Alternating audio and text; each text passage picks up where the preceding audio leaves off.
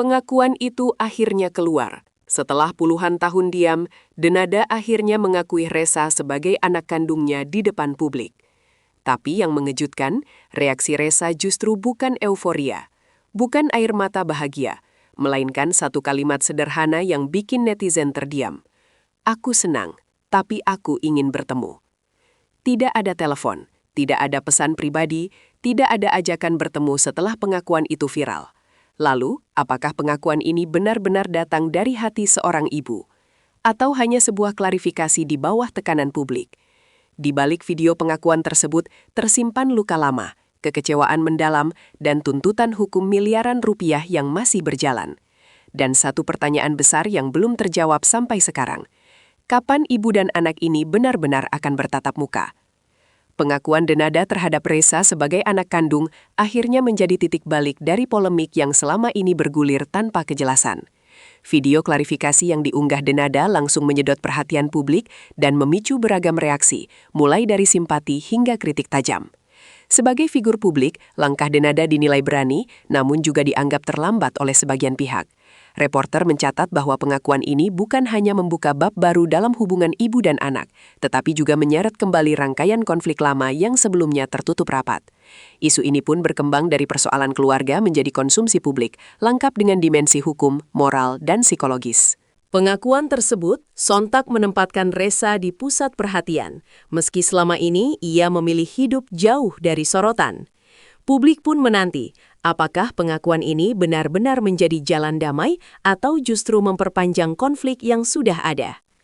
Dalam keterangannya kepada awak media, Resa menyampaikan rasa syukur atas pengakuan yang akhirnya disampaikan secara terbuka. Ia mengaku bahagia, namun kebahagiaan itu belum sepenuhnya utuh. Dari sudut pandang reporter, respons Resa mencerminkan emosi yang kompleks, lega karena diakui, tetapi masih menyimpan harapan besar yang belum terpenuhi. Resa menegaskan bahwa pengakuan di media sosial bukanlah akhir dari segalanya. Baginya, pengakuan sejati adalah ketika ada keberanian untuk bertemu langsung dan membangun komunikasi yang nyata. Hingga saat ini, Resa mengungkap belum adanya komunikasi personal dari Denada setelah video tersebut dirilis. Tidak ada pesan pribadi, tidak ada panggilan telepon, apalagi ajakan bertemu. Fakta ini memperkuat kesan bahwa persoalan mereka belum benar-benar selesai, meski sudah diumumkan ke publik. Reporter mencatat satu benang merah yang terus diulang Resa dalam setiap pernyataannya, yakni keinginannya untuk bertemu langsung dengan sang ibu. Bukan untuk menuntut materi, bukan pula untuk membuka konflik baru, melainkan sekadar bertatap muka sebagai ibu dan anak. Resa menilai pertemuan tersebut penting untuk menuntaskan kegelisahan batin yang ia rasakan selama bertahun-tahun. Menurutnya, hubungan darah tidak cukup diakui lewat pernyataan publik semata. Harus ada interaksi manusiawi yang melibatkan emosi, empati, dan tanggung jawab. Keinginan ini disampaikan Resa dengan nada tenang, namun syarat makna. Dari perspektif jurnalistik, sikap Resa justru memunculkan simpati publik, karena ia tidak menunjukkan kemarahan berlebihan. Ia memilih menunggu, berharap, dan membuka ruang dialog, meski belum tahu kapan harapan itu akan terwujud. Pihak keluarga yang membesarkan Resa turut menyampaikan pandangannya atas pengakuan tersebut. Mereka menilai bahwa pengakuan Denada belum menyentuh esensi hubungan ibu dan anak secara utuh. Reporter mencatat adanya kekecewaan mendalam, karena dalam pernyataan publik tersebut tidak ada penyebutan atau permohonan maaf kepada orang tua yang selama puluhan tahun merawat dan membesarkan Resa. Bagi keluarga, hal ini bukan persoalan ego, melainkan soal adab dan penghormatan. Mereka merasa peran dan pengorbanan yang telah dilakukan seolah diabaikan. Kekecewaan ini diperparah dengan kisah masa lalu yang kembali terungkap, termasuk pengalaman orang tua Resa yang disebut pernah diperlakukan tidak layak saat mencoba menemui Denada. Fakta-fakta ini membuat konflik semakin kompleks dan emosional. Dari sudut pandang reporter, kritik utama yang disampaikan keluarga Resa adalah soal absennya ikatan batin dalam pengakuan tersebut. Mereka menilai bahwa pengakuan seorang ibu seharusnya tidak berhenti pada klarifikasi status, tetapi juga disertai ungkapan kasih sayang, penyesalan, dan tanggung jawab emosional. Pengakuan di media sosial dianggap terlalu formal dan kaku untuk persoalan yang bersifat sangat personal. Keluarga Resa menekankan bahwa hubungan batin tidak bisa dibangun lewat kamera dan pernyataan tertulis. Harus ada pertemuan langsung, dialog dari hati ke hati, dan sikap terbuka untuk memperbaiki kesalahan masa lalu. Pandangan ini mendapat respons beragam dari publik, namun tidak sedikit yang menilai argumen tersebut masuk akal dan manusiawi. Meski pengakuan telah disampaikan ke publik, reporter memastikan bahwa proses hukum yang berjalan tidak serta-merta berhenti. Gugatan senilai 7 miliar rupiah yang diajukan pihak keluarga Ressa masih berlanjut di pengadilan. Menurut keterangan yang disampaikan, gugatan tersebut bukan semata-mata soal nilai materi, melainkan bentuk tuntutan atas dugaan penghinaan dan kerugian moral yang dirasakan selama bertahun-tahun.